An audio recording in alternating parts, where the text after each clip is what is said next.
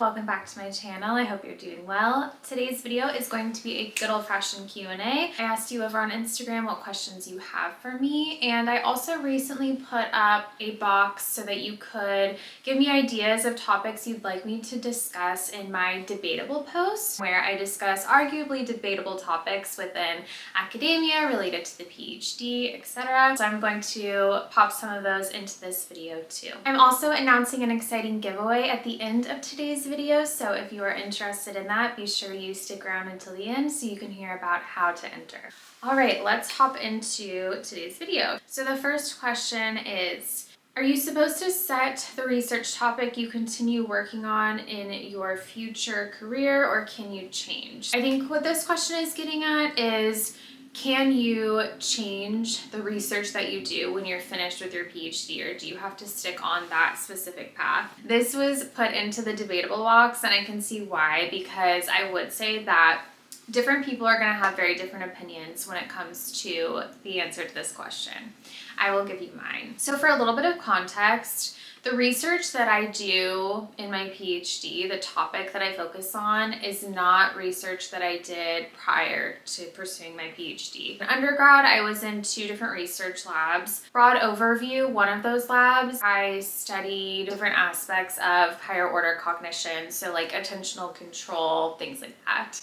And then in my other lab, I looked at how posture and diaphragmatic breathing could influence cognitive ability, math test performance, mood, different health conditions like IBS, a whole host of things. Now in my PhD, I study the way that people learn and remember environments. I'm particularly interested in the role that metacognition plays. So when we reflect on our likelihood to remember environment components in the future, are we accurate in our predictions? Do they align with later memory? Are we inaccurate?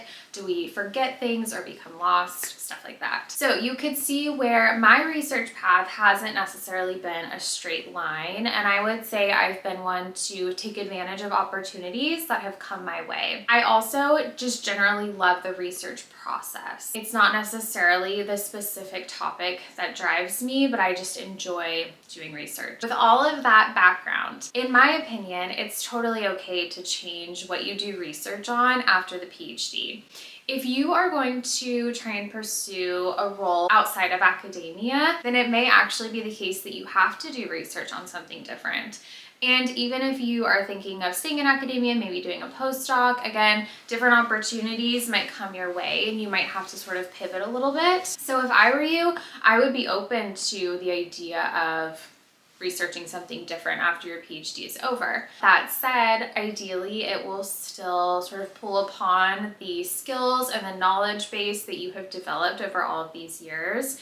And I know that many people believe that the only way to be very successful within academia is if you become a total expert in a very specific area. You know, different people are going to have different opinions. It really depends on your own personal career goals. The way that I approach it is I remain open to opportunities. Another question is networking in academia useful? So right off the bat, I would say yes, networking in academia is useful. I think it can bring upon more opportunities, especially if you, again, are trying to leave academia afterward. I've seen a lot more people talk about the relevance of networking after you leave academia. I think if you're planning to stay in academia, it's important to have options for collaborations. Some people will have grants and they will seek out other experts in the field to collaborate with on those grants. And so that's a fantastic funding opportunity. And it also can just be nice to have a really strong network to help you get through challenging times. A few years ago, I received what was it called? It was like the networking award for junior scientists or something like that from Psychonomic Society in partnership with the National Science Foundation. I'm sorry, I don't remember the exact name, but I'll put it on the screen. I received this award, and through it, I was able to network with another scientist within the field. She gave me the advice that it's really important to develop a strong network, because if someone does something, which in her case, I think someone said something negative about her or her work on Twitter, and she had a really good network, a support system that could kind of back her up in that moment. And she said that that was really important to her. In my own experience, having people I feel I can be honest with about my own experiences has really helped me get through challenging times within my program. I think just having those people that you trust that can be a support system to you and you to them is really valuable within any realm, but particularly I think with some of the interpersonal challenges that we can face within academia.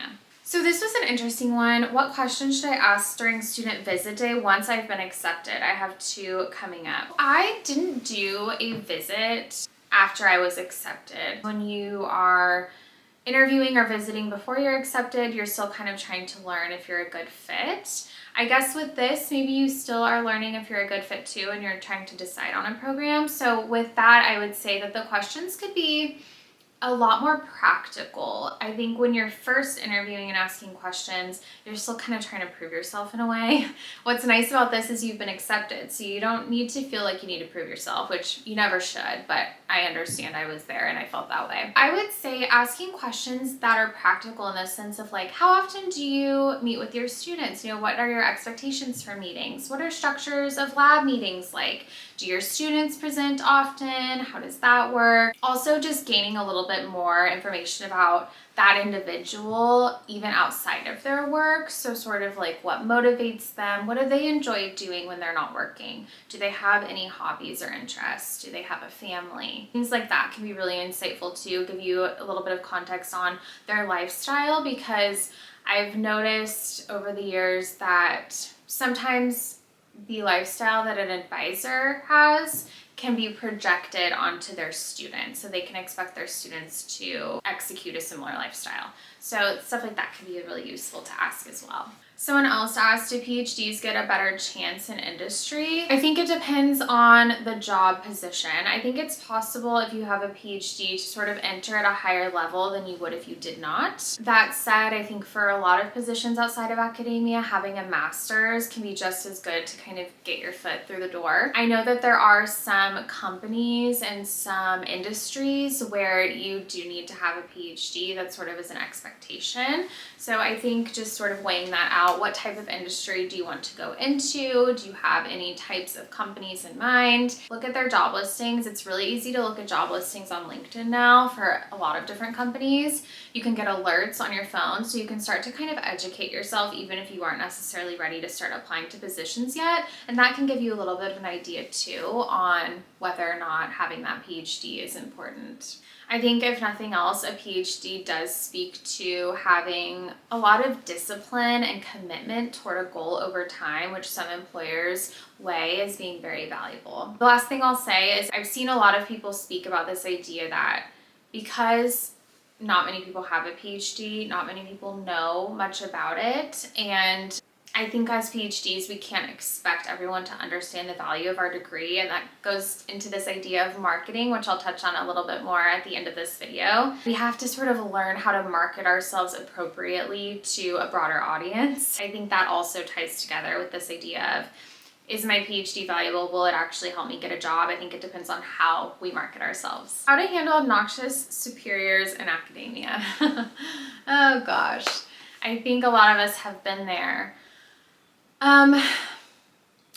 You know, when I reflect on it, the experiences that I've had, I wish I didn't give it so much weight. I wish I didn't pay so much attention to it or let it affect me so much personally, because even though things can feel personal, and I'm someone who really has struggled with that throughout my entire life, is taking things too personally, there has to be this inner wisdom where we realize it's not personal, it's about that individual, not us. And so letting it go as quickly as possible, you know, I think the older I get, the more I realize that sometimes it's okay to just smile and nod and move on, because we have better things to worry about. Obviously, that's going to depend on the extent to how obnoxious the person is. If they are causing harm to other people, you know, I'm not really getting into all of that, but I think just your average obnoxious person in academia, just letting it go as quickly as you can. Because when they realize that they've gotten it out of you, that's when it gets worse, I think. I think when you give them the satisfaction,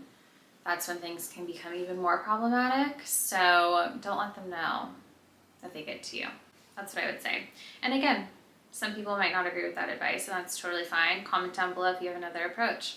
Okay, if advisor is a great mentor, is it detrimental to my career to move, changing my PhD country and adding 1 to 2 years to my timeline? So I don't know why you're considering moving to change your career path or to go to a different university or country. I will say though that if you have a great advisor and you think that you're on a good timeline to complete your PhD, I would just move forward with completing it. Depending on, again, what career path, what industry you're thinking of going into, I really think just having that PhD and developing the skills that come with that journey is what's most valuable for you in your future career success.